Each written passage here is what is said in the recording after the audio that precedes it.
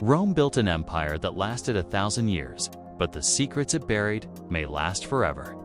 Some of its mysteries have no explanation even today. And the more you look, the stranger the silence becomes. If this kind of deep historical storytelling fascinates you, then like this video, subscribe to the channel. Share it with a friend who loves ancient history, and drop a comment below telling us which mystery you find most chilling. Now, let's begin. There is a road in northern England called the Stanigate. And if you walk it on a cold autumn morning, the fog sits so low that you can barely see 10 steps ahead. The stone beneath your feet was laid by Roman hands nearly 2,000 years ago. It leads northwest, toward the edge of what was once the known world, toward Hadrian's Wall. And beyond it, into the wildlands the Romans called Caledonia. Somewhere in that direction, around the year 117 AD, an entire Roman legion vanished from the face of the earth. The 9th Legion, known as Legio IX Hispana, was one of the most battle-hardened fighting forces in Roman history. It had campaigned across Spain, fought through the deserts of Africa, marched through the swamps of Germania, and helped crush the Great Jewish Revolt. At its peak, it was a force of more than 5,000 soldiers, infantry, cavalry, engineers, and officers, a self-contained military machine of brutal efficiency. And then, sometime during the reign of Emperor Hadrian, it simply ceased to exist. No battle record, no burial ground, no final dispatch to Rome, just silence. Historians have wrestled with this for centuries. The most dramatic theory, the one that captured the imagination of novelists and filmmakers, is that the 9th Legion marched into Scotland and was annihilated by the Caledonian tribes. The Picts, as they later came to be called, were fierce warriors who had never been fully subdued, and it is possible, just possible, that they lured an overconfident Roman column into a trap from which no messenger ever returned. But there's a problem with this theory. The physical evidence for it is almost non-existent. No mass Roman grave has ever been found in Scotland. No battlefield site. No smashed armor or shattered shields in the northern soil. Another theory, quieter but perhaps more unsettling, suggests the 9th was not destroyed in Britain at all. It may have been transferred east, to the province of Judea, or to the Syrian frontier, and then wiped out in one of the brutal conflicts that erupted along the empire's eastern edge in the early 2nd century. A papyrus fragment, discovered in Egypt, lists Roman units operating in the region, and some scholars believe the 9th may have been among them before it vanished from all records entirely. What really happened to those 5,000 men remains, to this day, one of the most tantalizing cold cases in military history. But the 9th Legion is only the beginning. Rome's mysteries are not confined to its battlefields. Some of them sit in museums, quietly baffling the scientists who study them. In the 1950s, a peculiar collection of bronze objects began attracting serious attention from archaeologists. These objects, found scattered across Roman sites from England to Hungary, from France to Romania, are hollow and roughly spherical, about the size of a tennis ball. They have 12 flat pentagonal faces, hence the name dodecahedron. From the Greek, for 12-faced, and each face has a circular hole of a different size cut through it. Small knobs protrude from each corner. They are clearly crafted with care and skill. And nobody, in over a century and a half of study, has been able to agree on what they were for. More than 100 of these Roman dodecahedrons have been found, yet not a single ancient text mentions them. No Roman writer describes their function. No fresco, mosaic, or relief carving depicts them being used. They have been discovered in treasure hoards alongside coins and jewelry, which suggests their owners valued them. But valued them for what? Theories range from the practical to the mystical. Some researchers believe they were used as range-finding instruments by Roman artillery crews. Others suggest they were knitting tools for making gloves, pointing out that wool fibers have been found near a few specimens. There are those who think they were dice or candle holders, or devices for measuring the optimal planting dates for winter grain. One group of enthusiasts has even proposed they were instruments for casting horoscopes. The honest answer is that we do not know. And that honesty is, in its own way, extraordinary. Here is an object that was common enough to be found across the entire width of the Roman Empire. Crafted by skilled metalworkers, treasured by its owners, and we cannot tell you what it did. Rome, for all its meticulous record-keeping, left this particular secret completely intact.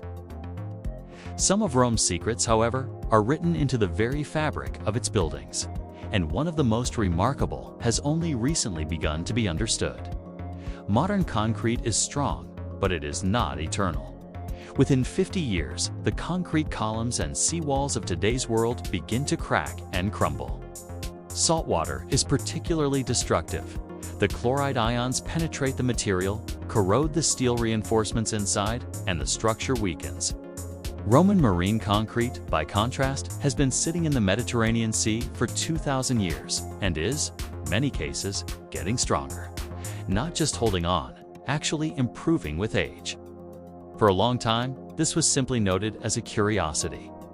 Roman builders used a mixture that included volcanic ash from a region near Naples called Pozzuoli, and this gave the concrete unusual durability.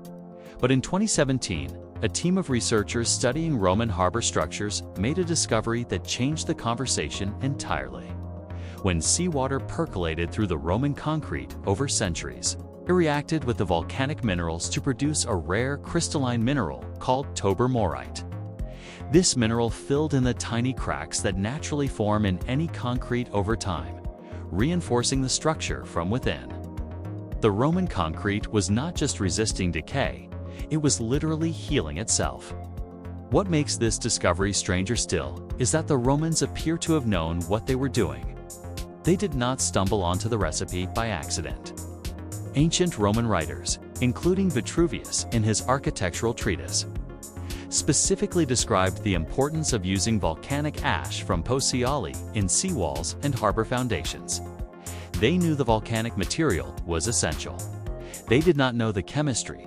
They had no concept of mineral crystallization, but they had observed, over generations of building, that this particular combination of materials produced structures that outlasted everything else. They were, in effect, engineering a self-healing material without the scientific vocabulary to explain why it worked. The knowledge was empirical, accumulated through careful observation over centuries, and it was remarkably accurate. Modern engineers are now studying Roman harbor ruins in search of techniques that could help build more sustainable seawalls today. Yet, as extraordinary as Roman concrete is, it is perhaps not as visually startling as another Roman artifact that has spent centuries sitting in museum collections, waiting for the right technology to reveal its secret.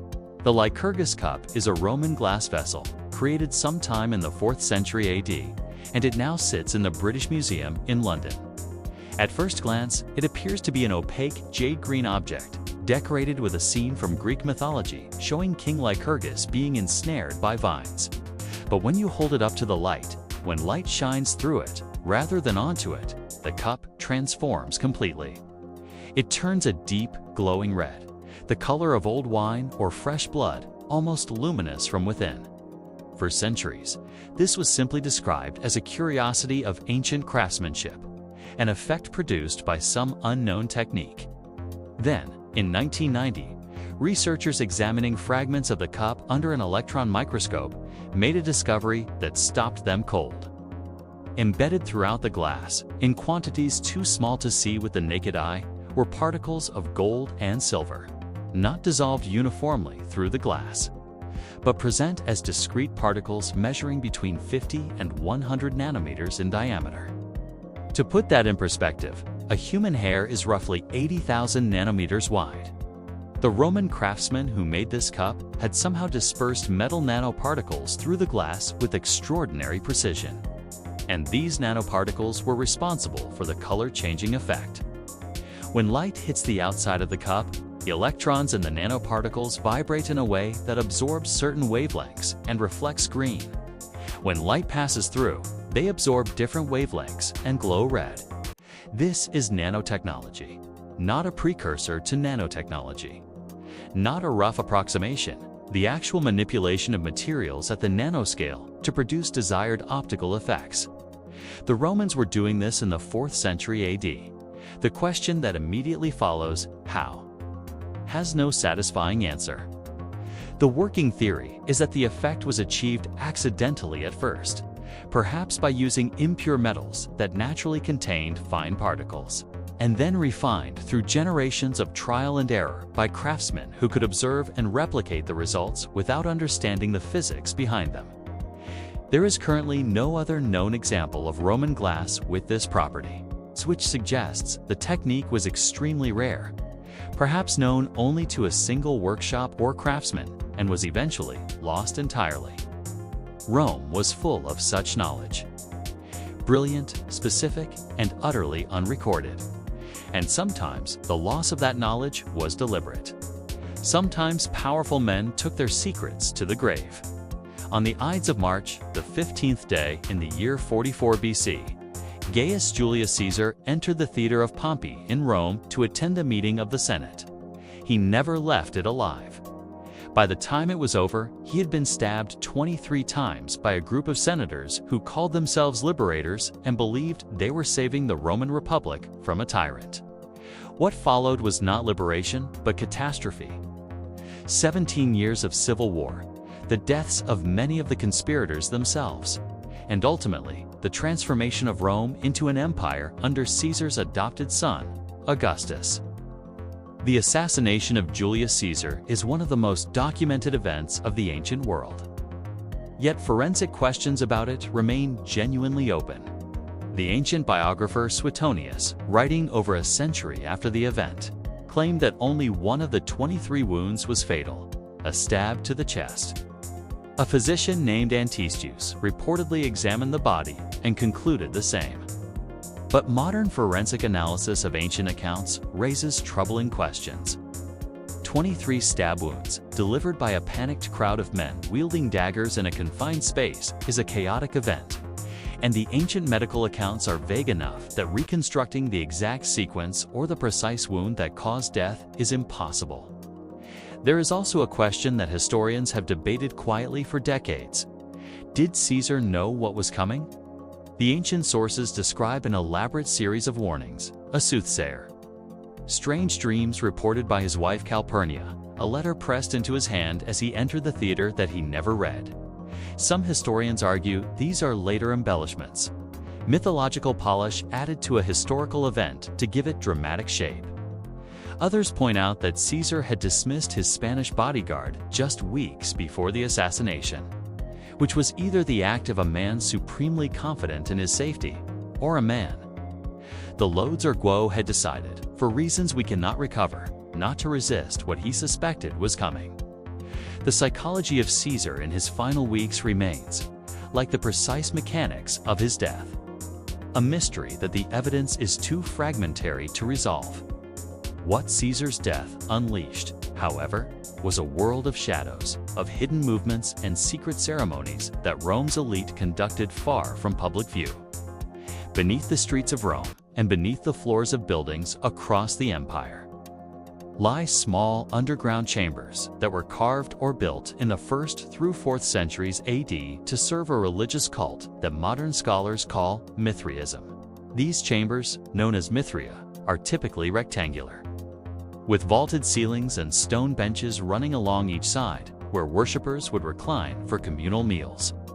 At one end, every Mithraeum displays the same image: a young man wearing a Phrygian cap, kneeling on the back of a bull, driving a knife into its throat. The bull's tail often ends in an ear of grain. A dog and a serpent lunge toward the wound.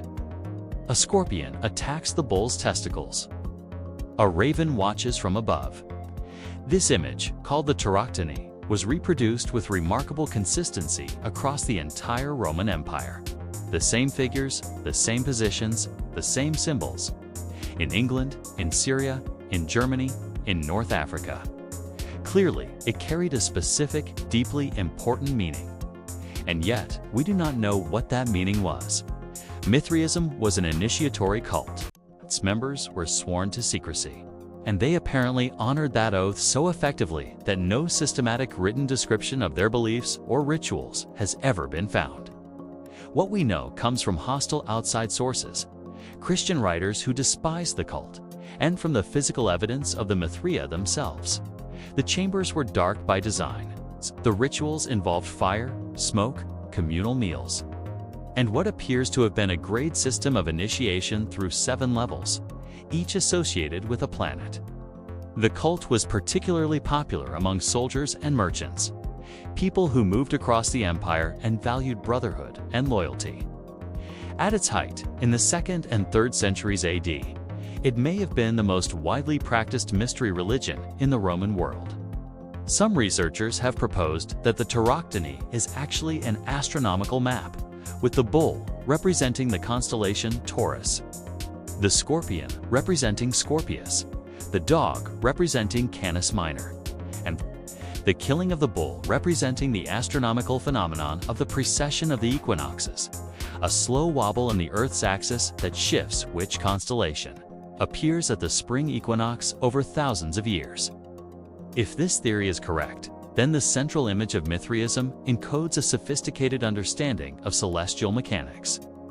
But the theory remains contested, and without written sources, certainty is impossible. The Mithraists, whoever they were, kept their secrets better than almost any other group in the ancient world. Rome's appetite for secrets extended beyond its own borders. It reached into Africa, down the great river that the ancient world considered the most mysterious on Earth. In the year 61 AD, the Emperor Nero dispatched a small expedition to follow the Nile south as far as it would go, to find the source of the river that watered Egypt and sustained millions of lives. This was not purely an act of curiosity. Nero was reportedly considering a military campaign to conquer the kingdom of Meroe, in what is now Sudan, and the expedition's intelligence-gathering purpose was at least as important as its geographic ambitions. 2 Roman officers, described simply as Praetorian centurions, led a party that included local guides and traveled south through landscapes no Roman had ever described. The expedition returned. The centurions gave Nero their report. And then, in one of history's most frustrating archival gaps, the detailed record of what they found was essentially lost. The Roman writer Seneca mentions the expedition and quotes the centurions as saying they eventually reached an enormous swamp of impenetrable papyrus reeds, almost certainly the Sud, the vast wetland in what is now South Sudan, one of the largest in the world, and could go no further. They estimated they were very far south, possibly in equatorial Africa. What makes this expedition haunting is not what they found, but what they might have recorded that we have lost. A full Roman survey of the Upper Nile in 61 AD, conducted by trained military observers, would be one of the most extraordinary geographical documents of the ancient world. If such a document was written, and Roman military expeditions almost always produced written reports, it has not survived. The Nero expedition reached further into Central Africa than any documented European venture for more than 1,000 years afterward. And we have only fragments and second-hand summaries to show for it. Some questions about Rome's reach are not geographic, but structural about how the civilization managed to build. Things that still defy easy explanation. In what is now Lebanon, in the ancient city of Baalbek, there is a construction site that was begun roughly 2,000 years ago and never quite finished. The Romans built here on a scale so vast that modern engineers look at it with a mixture of admiration and genuine puzzlement. The Temple of Jupiter at Baalbek sat on a platform constructed partly from stones of extraordinary size. 3 of these stones, known as the Trilithon, each weigh approximately 800 tons. They were quarried from a site roughly a kilometer away, transported to the temple complex, and lifted into position at a height of about 7 meters above ground level. They fit together with a precision that leaves gaps of less than a millimeter between them. A 4th stone, even larger, remains in the quarry where it was cut. It weighs an estimated 1,065 tons, making it the largest hewn stone in the ancient world. it was never moved. Perhaps the project was abandoned. Perhaps the engineers realized there was a limit even to Roman ambition. But the three that were moved, how? No ancient source describes the process. No engineering diagram has survived.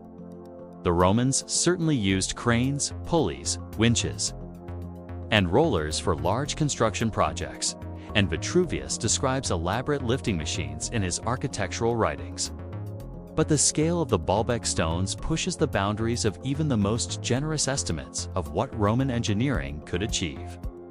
Modern experimental archaeology has demonstrated that sufficiently large teams of workers using period-appropriate tools could, in theory, move stones of this size. But the logistics are staggering. Moving an 800-ton stone even a kilometer would require hundreds of workers, special wooden sledges, vast quantities of lubrication, and months of careful effort. That the Romans did it is not in doubt. Exactly how remains an open problem that no experiment has fully replicated. The mystery of construction reaches its peak, however, not in Lebanon but in Rome itself, at a building that has stood for nearly 2,000 years and is still the largest unreinforced concrete dome in the world. The Pantheon in Rome was completed around 125 AD during the reign of Hadrian. Its dome spans 43.3 meters in diameter. No dome of greater span was built anywhere in the world until the construction of the Florence Cathedral Dome by Brunelleschi in the 15th century, and Brunelleschi had studied the Pantheon carefully before attempting his own. The Pantheon dome has stood without significant repair through earthquakes, floods, invasions, decay, and the collapse of nearly everything around it for almost 19 centuries. What makes it structurally extraordinary is a combination of engineering decisions that modern analysis has shown to be almost impossibly well calibrated. The concrete used in the dome's construction was not uniform throughout. At the base of the Dome Moriatis, the Romans used heavy travertine aggregate mixed into the concrete. As the dome rises, the aggregate becomes progressively lighter, tufa, then pumice, and finally, at the very top, near the oculus, pure volcanic ash with no heavy stone at all. The dome is also not a simple hemisphere. It is thicker at the base and thinner toward the top, with the thickness carefully graded to distribute stress. The interior surface is decorated with coffered recesses that reduce weight while maintaining structural integrity. No engineering drawing for the Pantheon has ever been found. We do not know the name of its architect. We do not know how its builders calculated the ideal gradient of materials or the precise curvature of the dome. What we know is that they got it exactly right. So exactly right that the building has been continuously used for 2,000 years. Currently serving as a functioning Catholic church, the oculus at its center, a whole 9 meters across, open to the sky, still illuminates the interior with a shaft of light that moves across the floor and walls as the sun passes overhead, just as it did when the building was new. Some of Rome's greatest mysteries do not stand in the open air at all. They lie at the bottom of the sea. In the year 241 BC, near the Agates Islands off the western coast of Sicily, Rome won the naval battle that ended the First Punic War against Carthage. It was a decisive Roman victory. Over 50 Carthaginian ships were sunk, and the war that had consumed both civilizations for 23 years finally ended. For over 2,000 years, the ships of that battle lay on the seafloor, undisturbed. Then, beginning in 2010, underwater archaeologists began to find them.